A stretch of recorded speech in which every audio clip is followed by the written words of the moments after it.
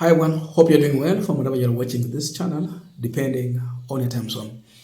Now, there is something going on in this country as far as the issue of organ harvesting is concerned. And one of the worst thing is that even in my village here, we've had stories of people disappearing, and when they are discovered, they don't have some body organs. Some organs are missing, and the lifeless body is there. Someone who was just held, and especially the kids, watoto wengi wanapotea. Ingalawa kwa saizi huku haya mambo yamenyamaza, but hapa nyuma yamekweko. The question has been, how comes mtu anapotea alafu wakati anapatikana body organs have been harvested, haziko, zimeenda wapi?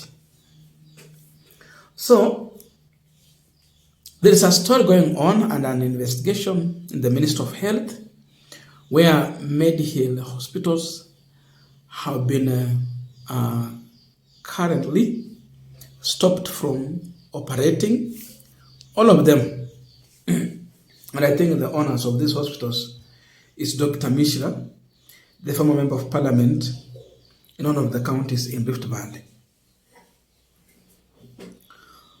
And they have stopped the kidney transplant section in the hospital. I think organ transplant, hiyo wamesimamisha yote, haiko kwa hiyo hospitali kwa saizi, and they have given a directive in other hospitals that unaweza enda ukahudumiwa. I will be following the matter keenly to get to know what is going on, because it's a bad thing that watu wanaweza uwawa tu alafu body organs zinachukuliwa alafu pia inakuwa ni biashara. If indeed it can be true, it is sad, it should be condemned, and the people must take responsibility. I'm saying so because I have seen young kids disappearing in my own village.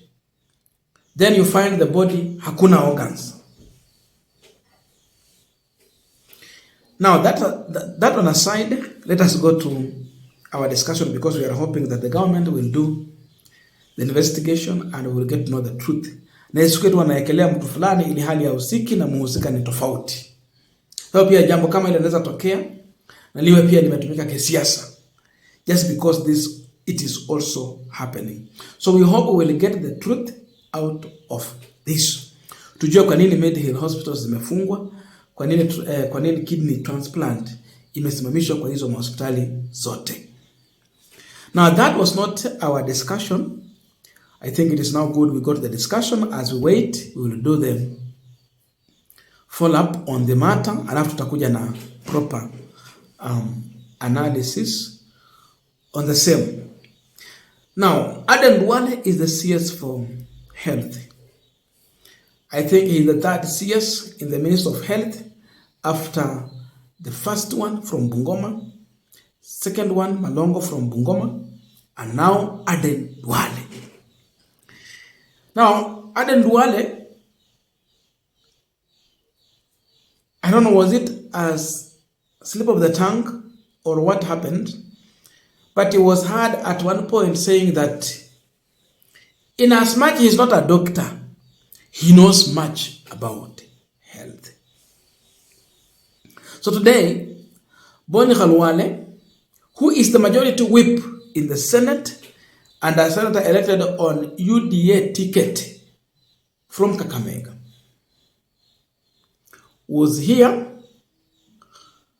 to question Khalwale, and in fact he made a joke about him, though his warning is clear that Khalwale must stop playing with doctors. Being appointed as a minister is not a supernatural thing. Does not make you a supernatural better. So his warning is that he must stop intimidating the doctors. He must stop undermining doctors, and even he described him as a young boy who knows nothing. By the way, wamesema Aden Duale ni mwalimu. That is his profession. Madam Speaker, allow me to use this opportunity. There was a time when I was your age, Senator for Migori, and the nominated Senator Gloria, who keeps on screaming from the back there. There was a time we were your age. And we learned from the senior politicians in this house to be good legislators. Senator Khalwale, please don't use unparliamentary language in respect of colleagues. Thank you, Madam Speaker. Madam Speaker, if I may go to my contribution. Madam Speaker, I finalize by addressing the Minister of Health. He is not going to intimidate anybody. The Minister of Health is on record bragging that although he is not a doctor, he knows more than a doctor. Duale, please. Please, you are a small boy. I saw you found me in this parliament. Senator Khalwale, please withdraw those words. Don't use unparliamentary language. Okay, I withdraw the small boy part, but caution him again and again to stop playing with doctors. He should go and reflect what became of his classmates with whom they were in high school. How was he performing in class compared to his classmates who went to medical school? He owes them some degree of respect. Being appointed as a minister does not make you supernaturally clever. In fact, there are Kenyans who would be making this government performing better if they were the ones in those ministerial dockets.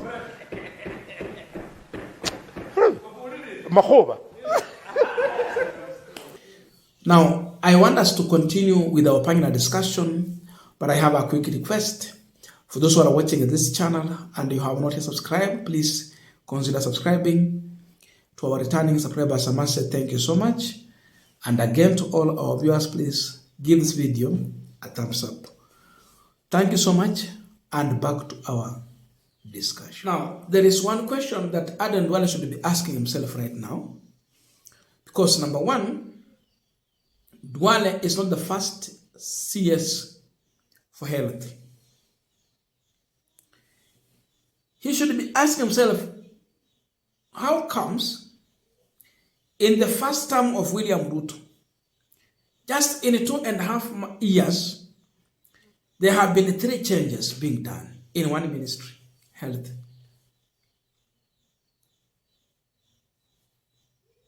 Three. And he's the third person. He should be asking himself why and how. This is not just a docket that you will walk in and think that everything will go well. Not unless you are willing to do justice to everyone. So that the doctors will be respected and all the bargaining agreement they have with the government is being implemented. Their welfare being taken care of. But if you are not going to follow that, it is very hard with the docket of health to be sincere. The issue is that even the other time, I told you, was it last week, I walked into a hospital here, not knowing that doctors are on strike and even nurses, only to discover that hakuna huduma inaendelea kwa hospitali when I walked in. So, doctors have been downing their tools. Duale is the minister. He thinks he has come in with vibrance to create that difference that is needed. But Khalwale, being a doctor by profession, he is warning Aden Duale. If you think you can come in and intimidate doctors with a mind that you are going to bring a change, a required change in the administration, it might not work. Hiyo ni habari inafaa jue. Intimidation will not work. The only way he can solve the problem is sitting down with the doctors with the good intention of solving the problem that is there. But the way he's talking, seemingly he might not be willing to sit down with the doctors and find a lasting solution. And this should go clear to Aden Duale. Ajiulize kwa nini kwa migomo yote madaktari ndio wao wako na mgomo mrefu. Walimu mwezi mmoja wako shule. Madaktari wanaenda paka miezi 3 wanagoma. Doctors are people who cannot be intimidated quickly. The way you think they will delay the teacher a salary, alafu kesho ako darasani. There are so many private hospitals. Beside being employed by the government, these doctors wao wanaingia huko wanafanya kazi. Kwa hiyo hawategemei kazi ya serikali peke yake. Most of these doctors have their clinics. Wakati yuko kazi kufanyia serikali au kliniki yake. So the issue of money itaendelea tu kukuja. They will have money. Hawataenda dry. You must deal very carefully with these doctors. Na sijamaanisha ati walimu ni watu wa kudharauliwa, pana. Lakini nasema kwamba doctors wako na njia nyingi za kusurvive.